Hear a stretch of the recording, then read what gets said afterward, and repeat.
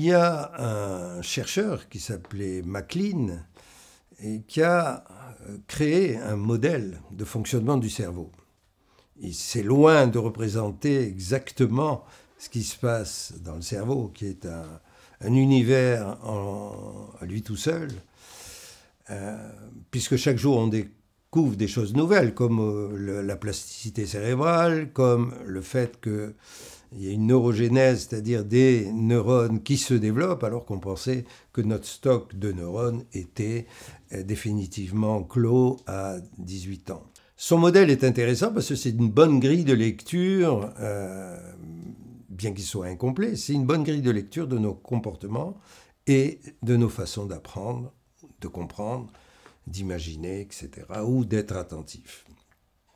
Alors, son modèle, il dit que le cerveau, en fait, on a 3 cerveaux qui se sont empilés les uns sur les autres en prenant tout l'espace du crâne, puisque la boîte crânienne, à l'époque du Néandertal, faisait 400 cm3, et elle s'est développée pour faire aujourd'hui 1200 cm3, où là, la matière grise a fait des sillons pour pouvoir, dans le minimum d'espace, concentrer le maximum de neurones.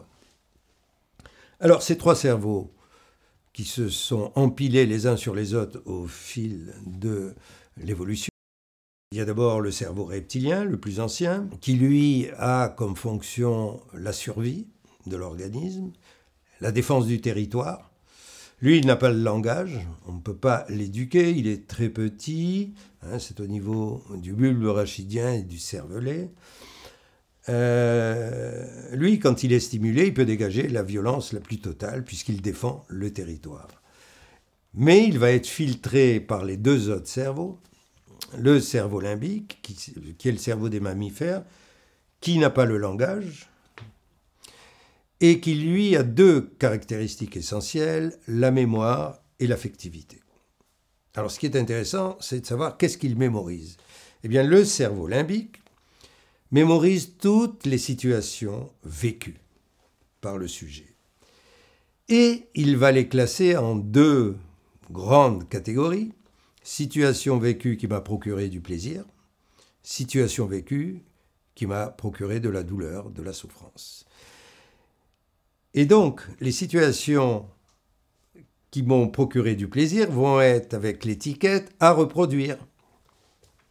Tandis que les situations qui m'ont procuré de la douleur, de la souffrance, vont être avec l'étiquette « à éviter ». En fait, comment ça se passe? Puisque ces cerveaux fonctionnent en simultanéité, qu'on n'a pas le temps d'observer, ça va au millième de seconde. En gros, quand je vis une situation, si le sol n'est pas en train de trembler, mon reptilien n'envoie aucun message. C'est-à-dire la situation est tranquille, je suis assis, le sol ne bouge pas, le plafond non plus, etc. L'information arrive au limbique. Le système limbique, ce cerveau, va comparer la situation vécue avec tout ce qu'il a mémorisé avant. Est-ce que ces situations vécues ressemblent de loin ou de près à une situation déjà enregistrée comme négative, comme déplaisante?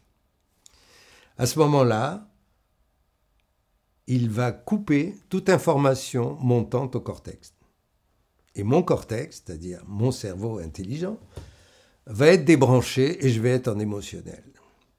Par contre, si la situation que je suis en train de vivre ressemble à une situation qui m'a donné du plaisir dans le passé, l'information monte au cortex et je suis libre de penser, d'agir, de comprendre, etc.